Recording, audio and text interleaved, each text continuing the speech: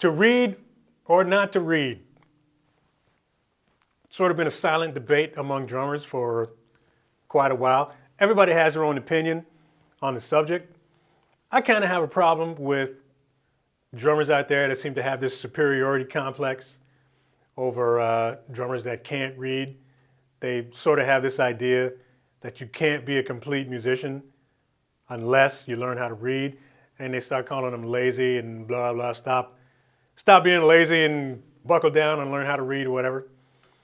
I mean, the fact of the matter is, there are plenty of drummers out there that are fantastic readers, horrible musicians.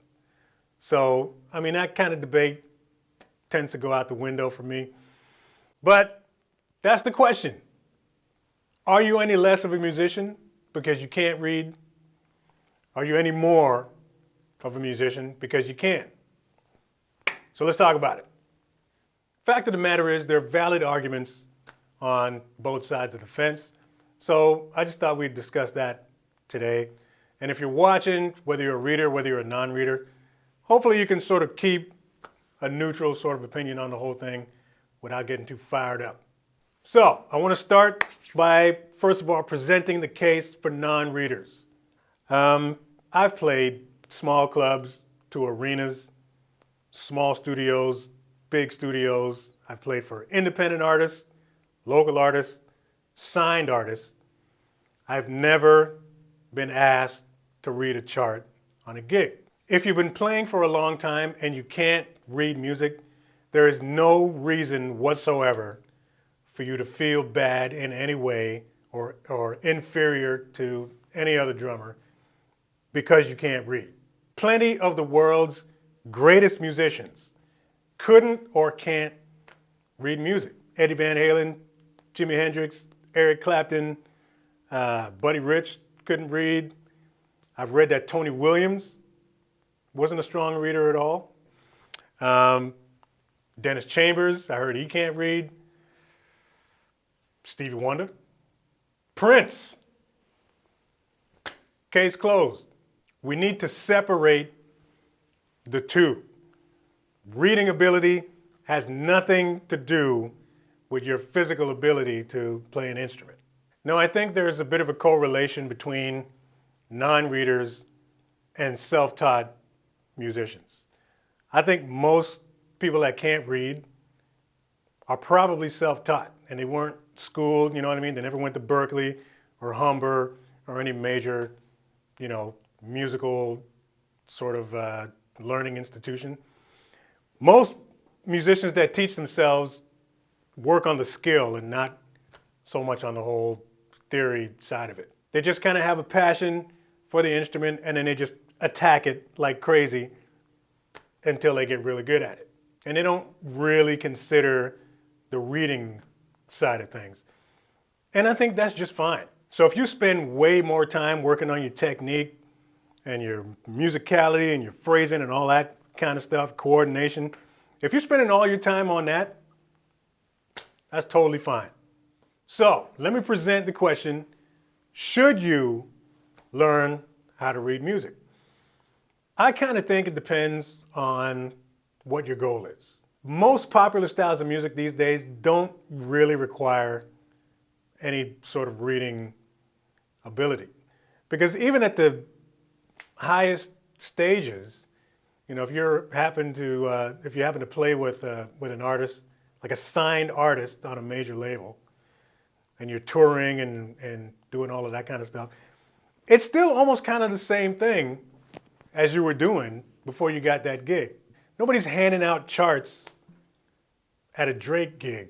You know what I mean? Like, nobody's requiring any sort of reading chops if you want to go play for Rihanna. I think in a lot of professional situations, your reading ability almost sort of becomes like a university degree when you're working at Target. You have that skill there in your back pocket, but it's probably going to be rare that you're going to use it in those situations. It's generally always the same thing. Like, either you're working out arrangements in a rehearsal room, or if you're playing with a new artist, they'll send you the songs ahead of time, and then you just learn them. You learn the parts, You know, if it's a pop artist or something, then maybe you're sort of listening to the tracks and figure out what song or what sounds you're going to need to emulate or sample or put on a pad or whatever. It's that kind of thing. Those types of skills are important. Street level know-how, I think, is going to be more important in those situations. But I would encourage you to sort of just get in on the ground level and just get a basic understanding of drum notation, just so you can write drum parts out and stuff like that when you need to, because that kind of thing will definitely sort of help you out. There's no need for you to get to a reading skill like Vinny or, Steve Smith or any one of those people, but just a basic understanding of notation. Like I said, just so you can write out drum parts at rehearsals and stuff like that, you'll be fine. Now, having said all that, and now that I've upset a few drummers out there, I'm sure, let me follow that up now with the reading side of it, because there are definitely some advantages to knowing how to read music and sight read and all that type of stuff.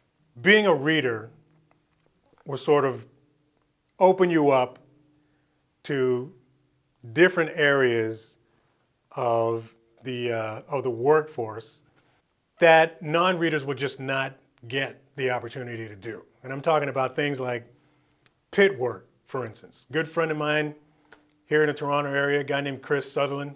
Shout out to Suds. Chris is like one of the top first call dudes for pit work in Toronto. So he's done Kinky Boots, Shrek the musical. He just finished doing Bat Out of Hell, that kind of thing. So these types of jobs only go to readers. If you're not reading music, it's highly unlikely that you're going to get that type of opportunity, because those things tend to only go to the readers. I have some other friends that are in the sort of play circuit. So they'll do 6-week, 7-week, 8-week runs of plays like in the local theater, doing the same type of pit type of thing. And again, reading is required.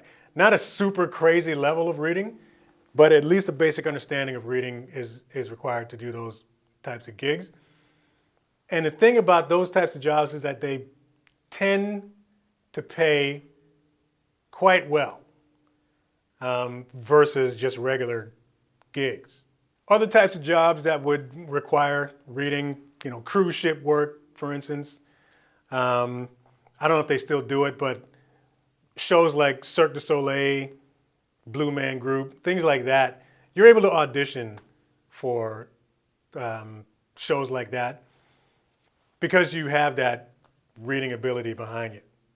Being able to read also gives you a better sense and understanding of rhythm and subdividing and how rhythms are put together and all that kind of stuff. So you just have a better sort of knowledge and approach to playing rhythms because you understand what they are. You can actually get a visual of what it is that you're playing because, whenever you're playing any kind of lick or something, you can see it. And if you get an idea, you can write it out real quick so you don't forget it. A lot of the reading jobs out there, like I was saying before, they actually pay quite well. The theater work and the pit work and stuff like that, they're repetitive because they're long runs and you're playing the same thing over and over again. But they pay quite well, man, versus just doing a one-off gig with an artist somewhere. So there are definite benefits to learning how to read. So, what's the bottom line here, man? Will reading music make you a better musician? Absolutely not. That's ridiculous. It's got nothing to do with your physical ability to play the drums. However, on the flip side, will it make you a more valuable musician in the field? Yes. You're going to be a more attractive hire if you have that skill behind you, because now you're able to take on jobs that non-readers typically will not get called for. Now, I have a bit of a confession to make after all of that. Recently, I've been teaching myself how to read music.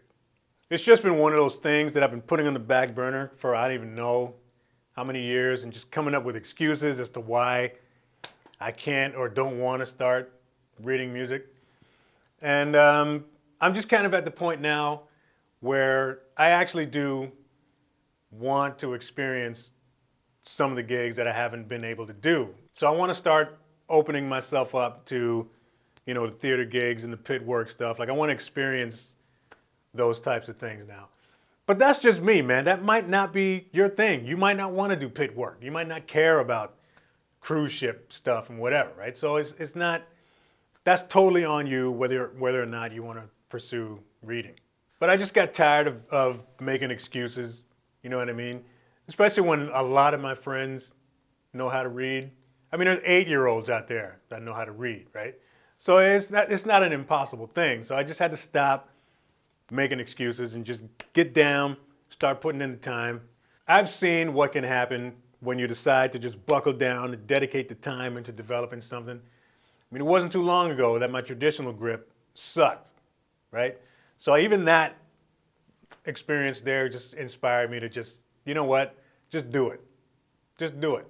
There's no time limit, you know what I mean? So every night or several nights a week for 20 minutes, half an hour before I go to bed, I would teach myself how to read. I downloaded an app. I think the app is called Rhythm Sight Reading Trainer or something like that, iPhone app. And it's been really good. And the thing is, I'm actually surprised at how fast I've been taking to it. Turns out that it's really not that hard. So I've just been taking my time with it, and you know, I would come down here. This is actually what I was doing before I ended up shooting this video. But you know, I would come down, and a friend of mine is the professor or director of percussion at Humber, and he shot me a couple of charts to help me out. He shot me these charts a couple of years ago. That tells you how long I've been putting this off. So finally, I just printed them off, and I would come down here and then just practice real slow, getting used to, you know, reading down charts and stuff. Now, if there are any veteran readers that are watching, that are fans of the channel, please, if you have any tips, let me know, man. Leave them in the comment section. What do you do when you're reading down a chart? Like, how far ahead do you look? I mean, how many bars ahead are you looking? How do you keep track without falling off the rails? So yeah, any tips that you might have for me or anybody else that's watching right now, just drop them in the comment section. But yeah, like I said, man, I'm at that point now. I'm really happy with my actual playing. Now I want to get into this because, again, I want to open myself up to different opportunities and different types of gigs that I just haven't been able to do before. So that's it, man. Thanks for watching this video. Jump in on the conversation. Give us a like. Give us a subscribe. Consider supporting me on Patreon. And I'll see you in the next video.